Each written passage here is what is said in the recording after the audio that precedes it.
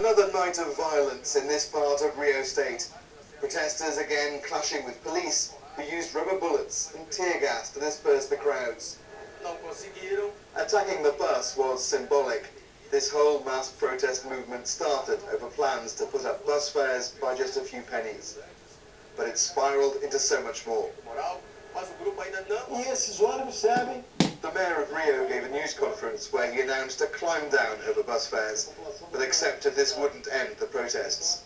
Let's not confuse some protests that happens in countries that have dictatorships with what's happening in Brazil. So we don't want any control of the protesters. Protesters in Brazil, they have the right to protest and to say whatever they want. And this is what we're going to protect. Protect the right to protest. Many of them are young.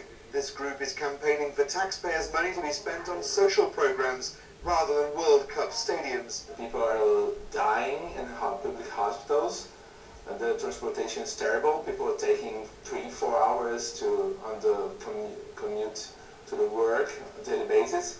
So the people are getting angry because we are living a lie.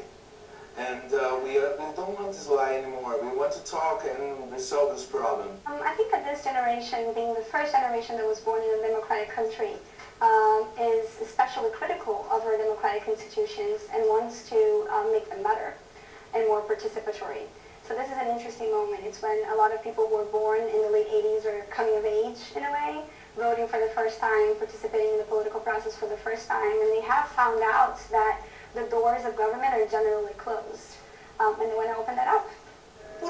Like Occupy and other recent mass protests before them, different people have different reasons to take to the streets, and no one group is in charge.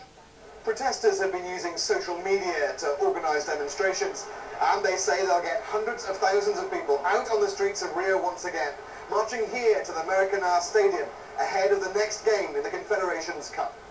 Alistair Leith, BBC News, Rio de Janeiro.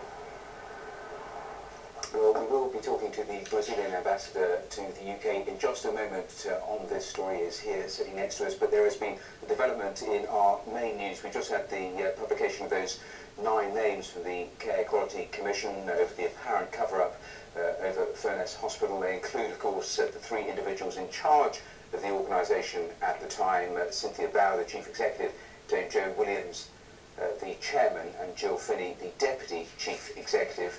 Well, the latest development, let me tell you, is that Cynthia Bauer has resigned from her current position on the board of Skills for Health. And of course, a lot of attention in the lead